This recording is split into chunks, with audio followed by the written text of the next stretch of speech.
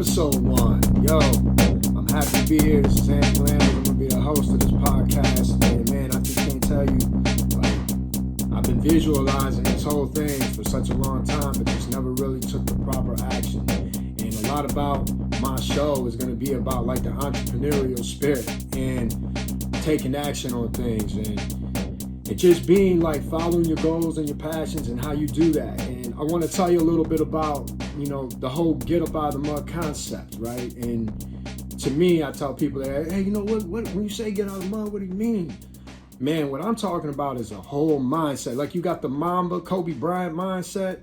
Yo, this is your Aunt Lambert's get it out of the mud mindset, right? And that mindset is continual. It's not like a period, a phase of life.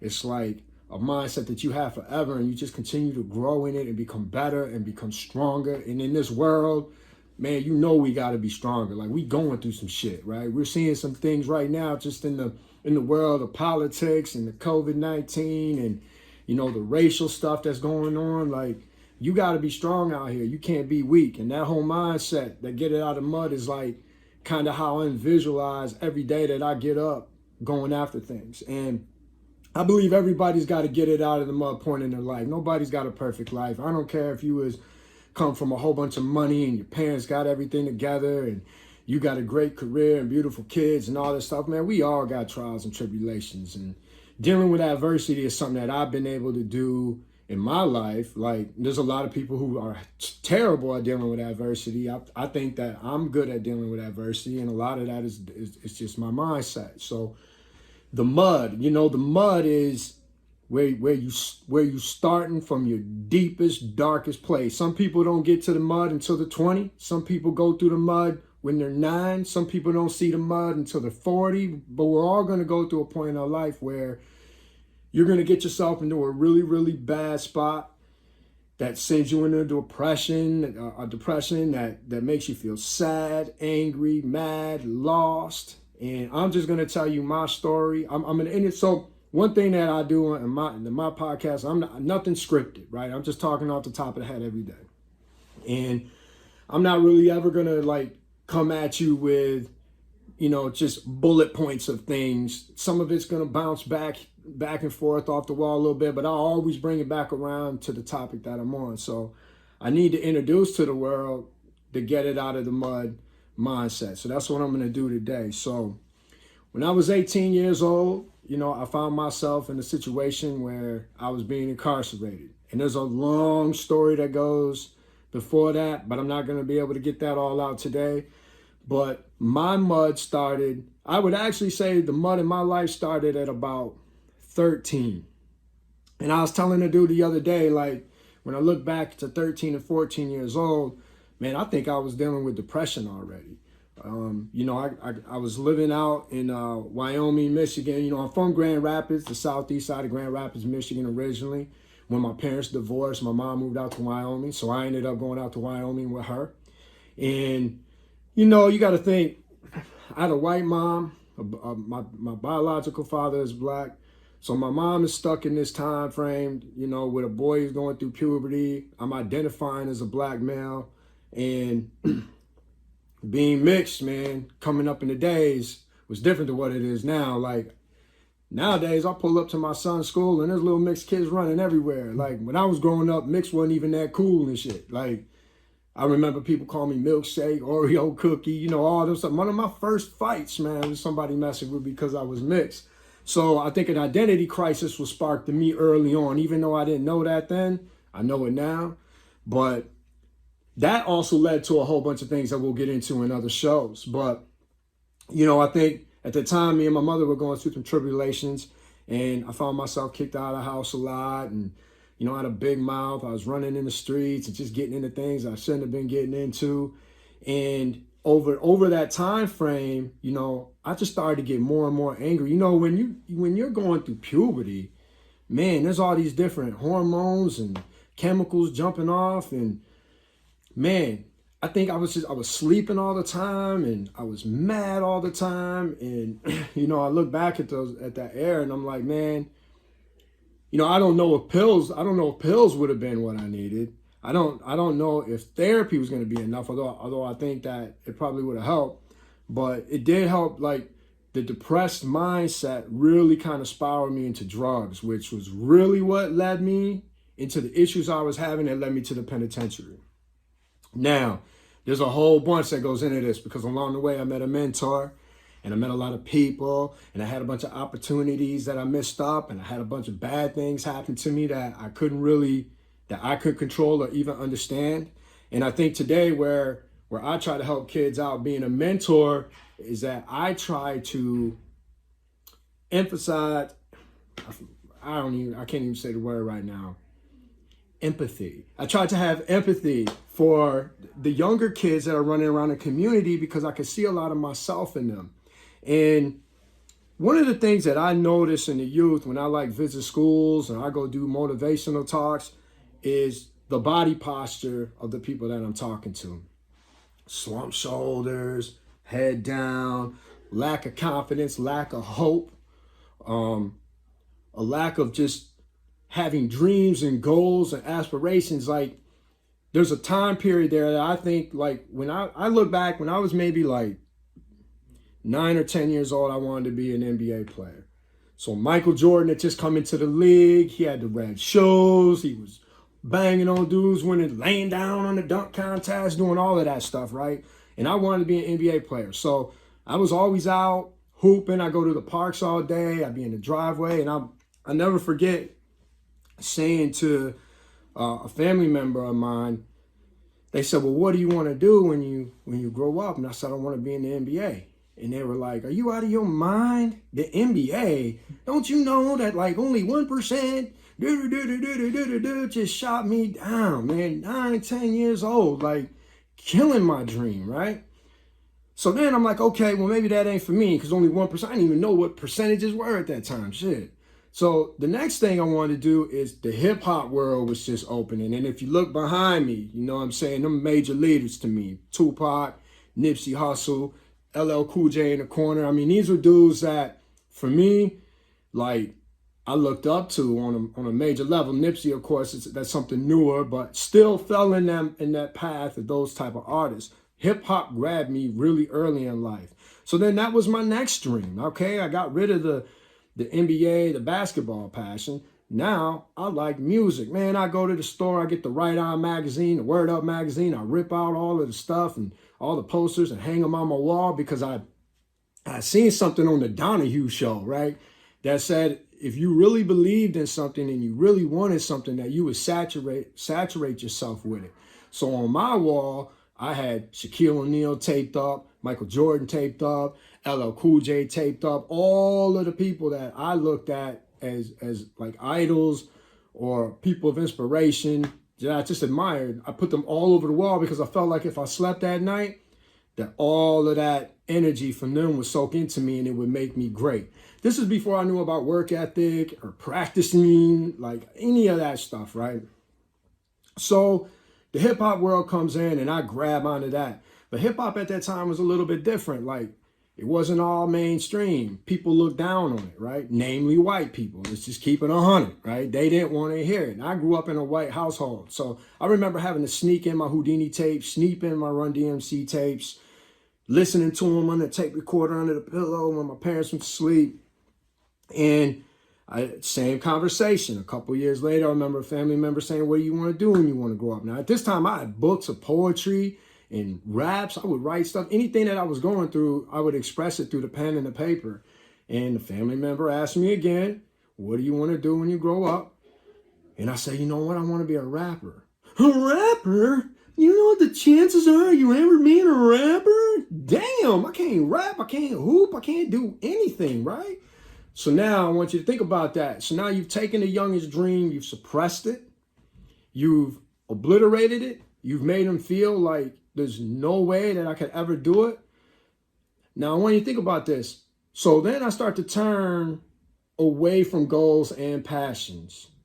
Because now I thought the only thing that I could do is what people were telling me what I could do. And what were people telling me I could do? What they were telling everybody they could do. You could be a doctor, you could be a lawyer, you could be an engineer. You got to be those 3 things if you want to be successful. Well, I'll be honest with you. I didn't give a shit about medicine.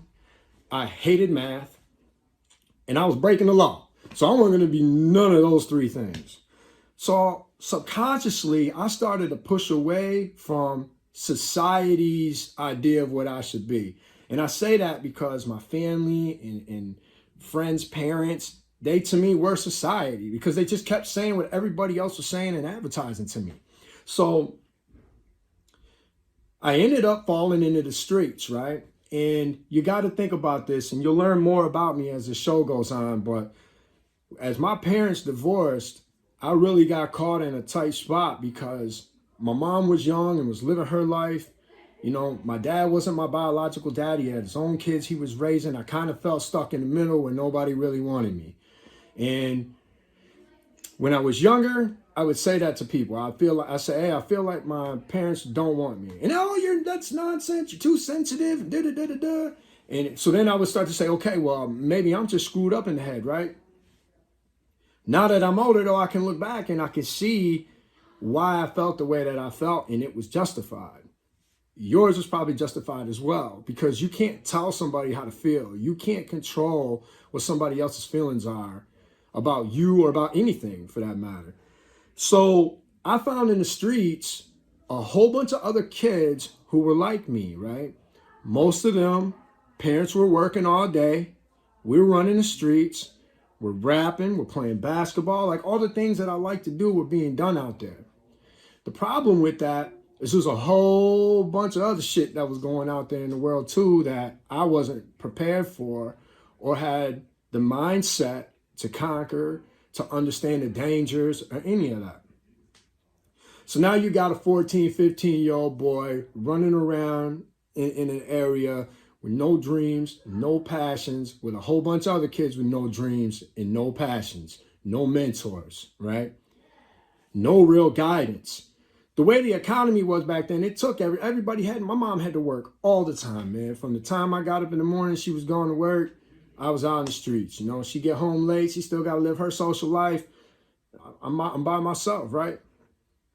So, and same, you know what? And I try to, when I first started this movement and telling my story, I feel like I was throwing my family members under the table or under the bus. Now, I don't ever want to do that because at the end of the day, I'm responsible for my life. There's all types of decisions that I could make to make it better. However, I do like to tell an honest story without penalizing other people or blaming them for the things that I went through.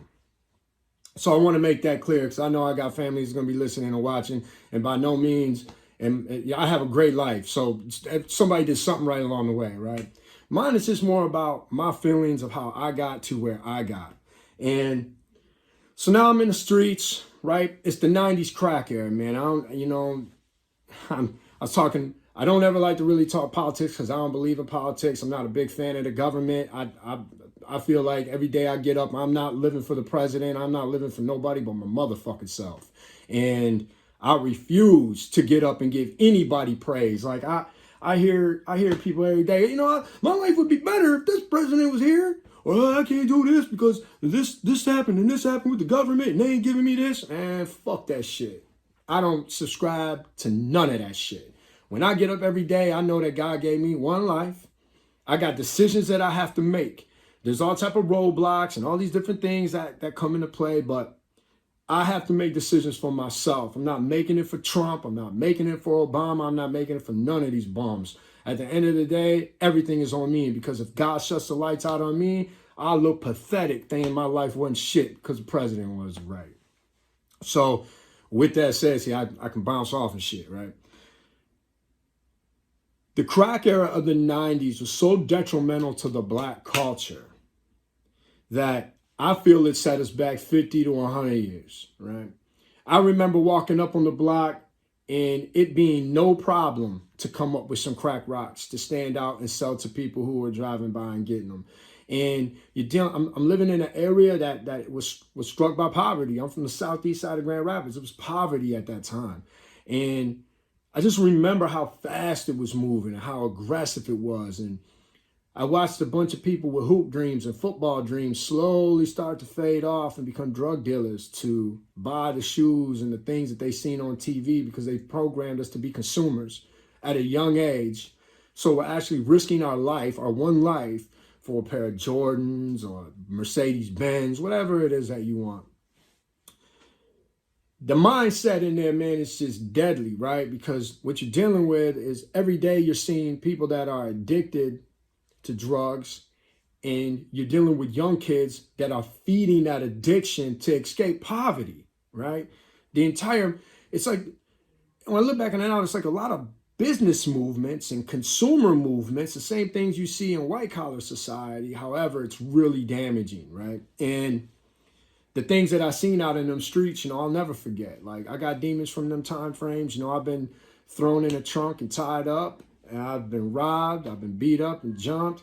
And, something that a lot of people don't know about me is I even was smoking crack at one point right before I went to prison. Like, so when I say get it out of the mud, man, I'm talking about the real mud. Like, sleeping on benches with a crack pipe and a blunt, and getting up the next day and just hustling to just stay alive and continue my high. Several suicidal thoughts and attempts in my life. A story that I'll tell real quick, just to tell you about coming from the mud and the despair and the depression of where I was at. I was about 17 years old, and I was just going through some hard times. I was living on the streets at the time. I actually was staying at a place called The Bridge, but I hated staying in like boys' homes because I just felt like I was in jail. So I'd go there for a couple nights just to rest up, and then I'd escape out of there and bounce and be right back in the streets. So I'm walking down Byron Center in Wyoming, and I've just kind of had it with life, man. Like, I just didn't want to be here anymore. And I had a 22 caliber gun. So I was walking down to Lemery Park, and, I want to say it was sometime around like February, because it was snowing, but the snow was kind of going away, but it was just a really, really cold with flurries around. I'll never forget it. And I walked I said, okay, I'm going to kill myself tonight. And I wanted to die where I was happy, and I love basketball. So I was like, you know what? I'm going to go and walk onto this basketball court at half court, and I'm going to blow my brains out. So I walk out to the court, and I'm standing there with the gun in my hand. I got one bullet in the gun, and I'm standing in the court. I kind of raised the gun up to my head, and when I raised it up, I looked out, and I could see cars going up and down the street. And I thought to myself, man, I don't want some kid driving around with his parents to like see me laying on the ground. So I'm not going to kill myself here. So any of you know where Lemery Park is in Wyoming, I walked way into the back. There's a creek called Buck Creek, and there's a bridge that goes over Buck Creek. And it's far enough away that you can't really see it from the road. So I walked up, and I'm sitting on this bridge, and I got the gun, and I'm looking at it. And I knew it was the moment. So I looked up to the sky, and I remember saying, like, I love my mom, I love my dad, I love my brother and sister. I said I loved a bunch of friends, and I love football and basketball. I just started naming all the stuff that I loved, and I was like getting dizzy. My chest was really tight. My hands were sweating, and I pulled up the gun, and I put it to the temple, and I just closed my eyes, and then I was gone. Like, I woke up, and I remember I was laying on the side of the bridge, and the squirrel like ran up by me and was like grabbing a nut or something off of the bridge. And I looked at him, and then I looked down, and I seen the gun sitting there. Like, I passed out. Shit wasn't my time, right? Like, I was adamant about doing it, and God just shut that shit down. And I got up, and my day was still fucked up. I still didn't have a place to live. I still didn't have, like, comfort. I was still depressed, but I remember feeling like, damn, man, I just wasn't supposed to go. And I didn't feel like killing myself at that moment. So I took the gun, I put it back in my waistband, and, I went about my day walking. I was a street walker. All I would do was just walk and walk and walk. And, it was weird for me because, I was kind of a popular kid in school. I had friends, I did play sports. Like, I had connections and things like that. And I remember I never really wanted nobody to know that I was struggling and shit. So I would just walk around for miles, man. I had a headphone on, bumping Tupac, and just walking and walking and walking, and nowhere to go, right? Dreams gone. And that circles back. Remember I said I was going to bounce all around and bring it back? I'm bringing it back because all that walking and thinking I did, I wasn't thinking about my goals. I wasn't thinking about my dreams because every motherfucker I ever met told me they wouldn't work. It didn't matter what I said. The only way that they would say that I could be something if it was what they wanted me to be. Man, you know, it took me to like 30, 35 years old to like break that mold. How many of us are in that mold right now? How many people tell you that you can't do the shit that you want to do? You know how many people told me a podcast couldn't work without a script? Man, fuck a script. I'm getting up every single day and I'm talking real shit like I would talk to you if I seen you in the streets or you were at my house. I'm just going to talk, man. It will work, right? Even me and my man, we were setting up the podcast today and, you know, I told him nothing's ever going to be perfect, man. Like, fuck perfect. We just go. You go and you go and you grow. Like, the podcast that you're going to see 20 episodes from now are going to look way different than what you hear today, right? I'm going to get better at talking. You know, I'm going to get better at content. You're never going to be perfect, but you have to have a shot. You know, I have a son named AJ. I'll probably bring him on here as a guest one day because he can talk some shit. But he's a really good athlete. And, you know, I was talking to a friend of mine and they were like, well, you know, what are you planning for AJ? I said, what the fuck do you mean I'm planning for AJ? All I'm doing right now is teaching AJ how to work. I'm teaching AJ how to go after what he wants to be. AJ wants to go to college, play college ball, and be an NBA player. So I'm going to support that shit. Well, you know, only 1% go to college, so you're going to want to find a backup plan. Let me run my son, man. I already know how this works, man. You killed my dreams, not killing my son's dreams, man. If he says the other day I asked AJ, what do you want to be when you grow up? He said, I want to go to the NBA. Well, motherfucker, that's what we're going to do then. We're going to work out for the NBA. And along the way, you're going to learn discipline, responsibility, work ethic. You're going to learn how to fail. You're going to learn how to win. You're going to learn how to be humble. You're going to learn how to be tough, all this shit. So then if you don't make the NBA, look at all of the other shit that you learn, all the other shit that you've picked up along the way to go do whatever you want to do. You might want to be an engineer. You might want to be a doctor. I don't know. AJ's going to pick that.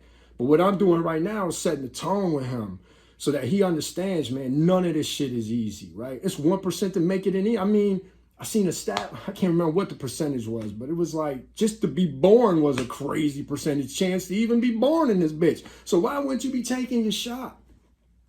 I think as I go along in this podcast, you know, that's what I'm really going to try to get out to the people. How can you get the best out of yourself? How can you be motivated and believe in you, the shit that you love, right? Like when I get up in the mornings now, I think about the shit that I love.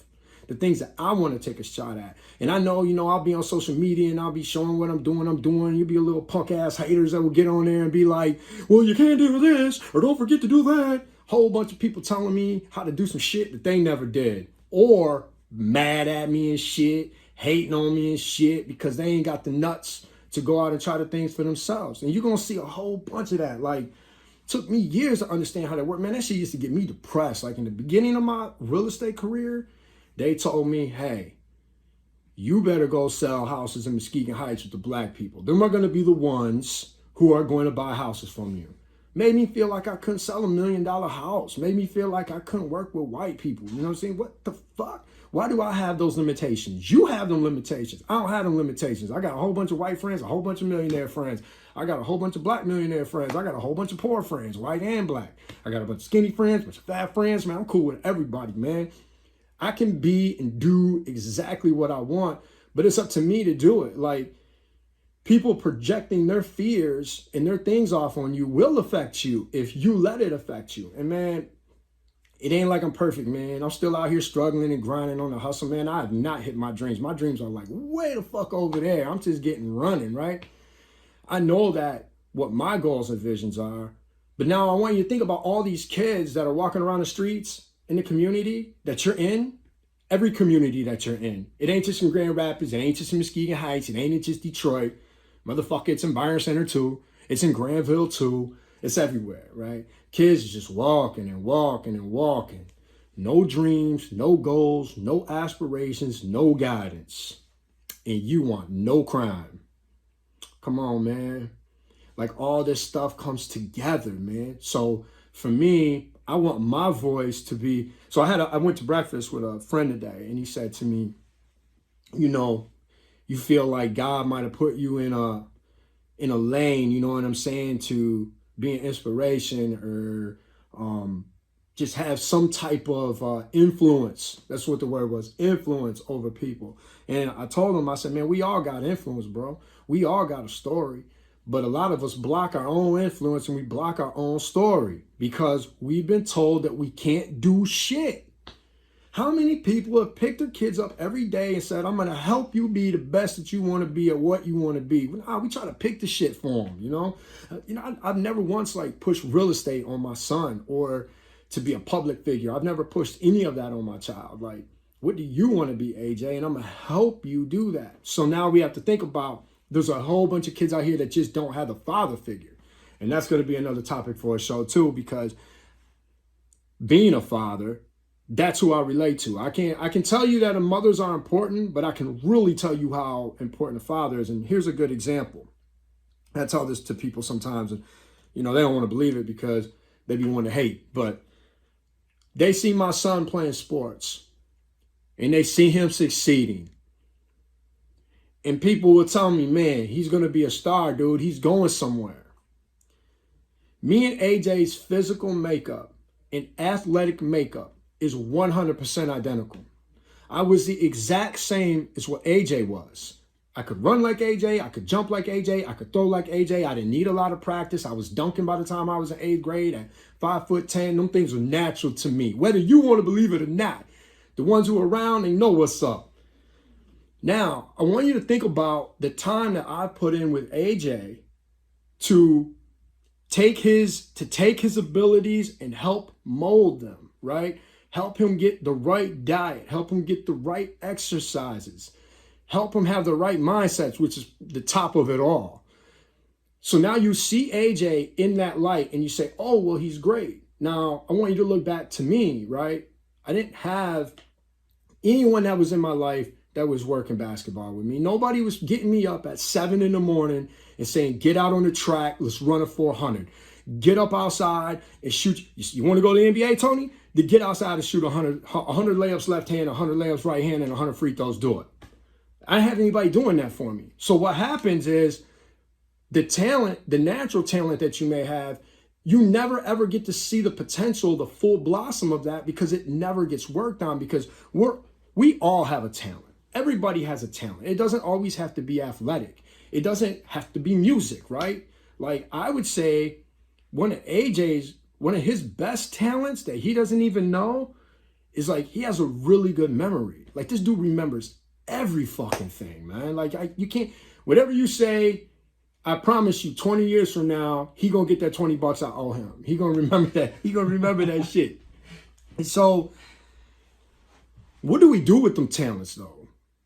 Well, if somebody's telling you that you can't even do what you're talented at, then what do you do? I want to know. Like, so what if AJ came to me and said, Dad, I want to be an NBA player. And I said, well, there's only 1% of people that ever do that. How do you think he would feel? Now, all of a sudden, all this promise he has would just be whisked away.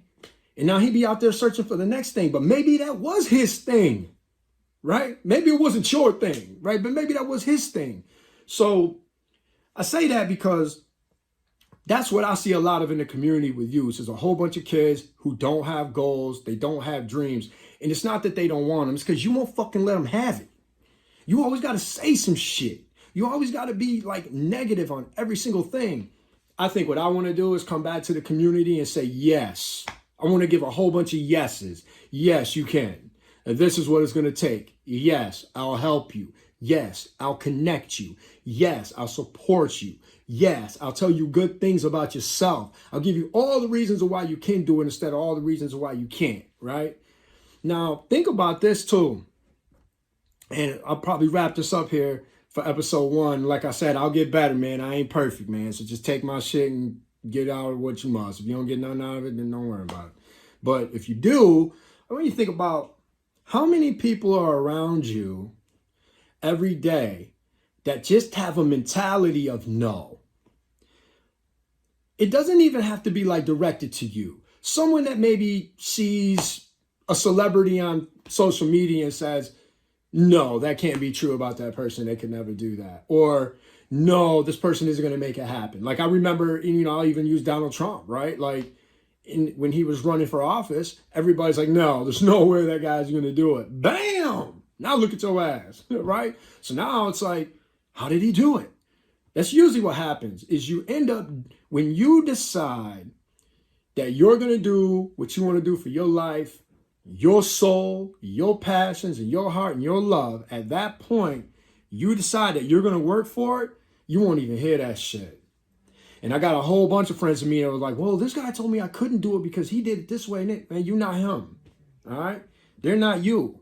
So I want you to think about that and try to isolate yourself away from people who are going to tell you no, take your dreams. Let's think about the children, right? Let's stop thinking about ourselves so much in this moment. Let's stop thinking so much about how COVID affects you, how COVID affects your family. Let's think about how we can just start saying yes and helping people get to where they want. So, I'm going to wrap this up because I got to get back on this real estate grind. So, the podcast, Get Up Out the Mud, hit me up in the comment sections, Facebook, Twitter, Instagram, YouTube. Subscribe to my channel. I love y'all. I'll be back with you next week, probably with a guest. Just kick it a little bit. All right, Get Up Out the Mud. Peace out.